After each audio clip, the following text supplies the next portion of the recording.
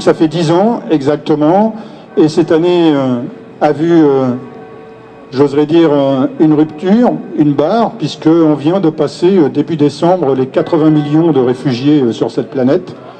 Et on peut dire qu'en 10 ans, ce nombre a doublé. C'est la conséquence à la fois des conflits localisés qui se développent, mais aussi de la situation chaotique sur le terrain économique, social et climatique qui provoque énormément de déplacements et de migrations. Et donc, alors que ça fait 10 ans qu'il y a 80 millions de personnes déplacées sur cette planète, de réfugiés, eh bien, on peut s'interroger ce 18 décembre sur quelle fut l'attitude de la France et de l'Europe face à une situation qui explose sur le terrain international. Eh bien, on pourrait dire que la première chose pour la France et ce gouvernement de célébrer cette journée internationale des migrants a été, il y a quelque temps, et je pense que c'est révélateur de sa politique, l'intervention extrêmement violente des forces de police sur la place de la République à Paris. Elle faisait suite à une autre expulsion violente, mais qui avait moins suscité la une des médias, qui était le campement de Saint-Denis. C'est 400 ou 500 personnes qui ont été chassées. C'était pour la plupart des demandeurs d'asile qui ne sont pas hébergés, puisqu'en France, il y a un demandeur d'asile sur 2 qui, en moyenne, n'est pas hébergé. Donc, s'il n'est pas hébergé dans les structures officielles, c'est qu'il est ou dans la rue, ou chez des amis, ou n'importe où. Et donc, ce qui s'est passé place de la République, c'est cacher cette chose que je ne voudrais voir, allez vous dissimuler dans les banlieues, je ne veux pas vous voir. C'est des demandeurs d'asile, on fait comme s'ils n'existaient pas. Et la seule réponse qu'on apporte à des demandes qui étaient des demandes de droit fondamental, c'est-à-dire de pouvoir dormir sous un abri, la seule réponse gouvernementale a été de détruire les tentes, les images parlent. Donc ça a fait la une des médias, mais j'oserais dire que depuis longtemps, c'est la politique gouvernementale, puisque ces expulsions ont lieu très régulièrement sur le nord de la France, à Calais, y compris à Ouistreham, à côté, plus près de chez nous. Là où il y a des gens qui se regroupent, eh bien, l'attitude de la France, c'est de détruire les tentes. À Calais, ça a été de sortir un texte pour interdire aux organisations de solidarité, y compris de fournir des repas. Donc, on voit bien la régression en termes de droits fondamentaux. On a les mêmes régressions sur la frontière italienne, avec le refoulement systématique ou quasi systématique des migrants qui passent la frontière à Vintimille, où la France les renvoie en toute illégalité, puisque toute personne a le droit de rentrer dans un pays et d'y solliciter l'asile. Donc la police de l'air et des frontières à la frontière à Menton a comme position, comme rôle, de repousser les migrants, les exilés, vers l'Italie, où ils errent aussi dans les rues. Ça, c'est, j'oserais dire, la manière pour la France au mois de décembre de célébrer cette journée des migrants. J'oserais dire que la justice l'a célébré aussi ces derniers jours, pour ceux qui ont suivi l'actualité, puisque la Cour d'appel de Grenoble a relâché, c'est pas qu'elle a relâché, mais à laver de tout soupçon les militants de Génération Identitaire qui avaient patronné à la frontière italienne en montagne pour signaler à la police les migrants. Ils avaient été condamnés en première instance, et bien la Cour d'appel de Grenoble vient de les laver de tout soupçon et reconnaître que leur action était une action normale. Donc vous voyez que la justice a aussi, quelque part, célébré la journée des migrants. Je ne veux pas les voir ici, qu'ils s'en aillent. C'est donc bien une évolution générale vers des courants de droite extrême auxquels notre société est confrontée. Ça, c'est pour dire la politique qui a lieu en France. On peut s'interroger sur l'Europe aussi, puisqu'on peut dire qu'en 2020, eh bien, le voile de la honte s'est aussi abattu sur l'Europe.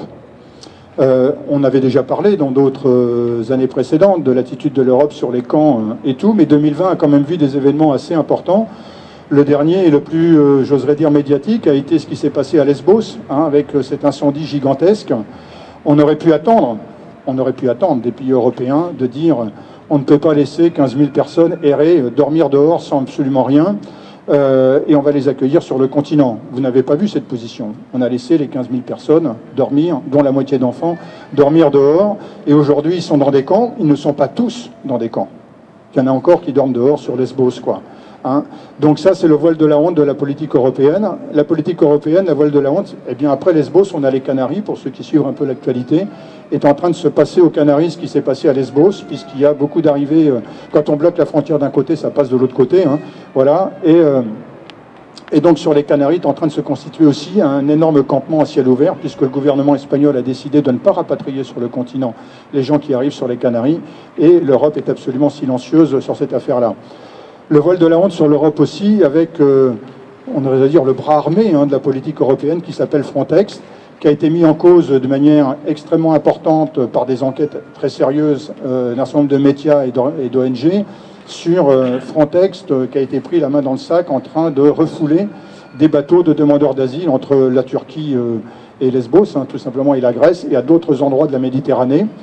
Eh bien, aujourd'hui, on est là aussi pour dire que cette politique est honteuse, inacceptable, illégale, mais Frontex, qui a été créé aujourd'hui à son siège à Varsovie, et il faut connaître les textes qui régissent Frontex, quand ils se sont installés, la dernière modification des statuts, ils sont donc le bras armé de l'Europe pour la sécurisation des frontières, mais l'ensemble des dirigeants et des responsables de Frontex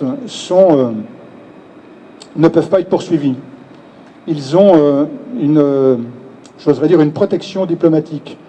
On ne peut pas les poursuivre, quels que soient les actes qui sont commis en leur nom.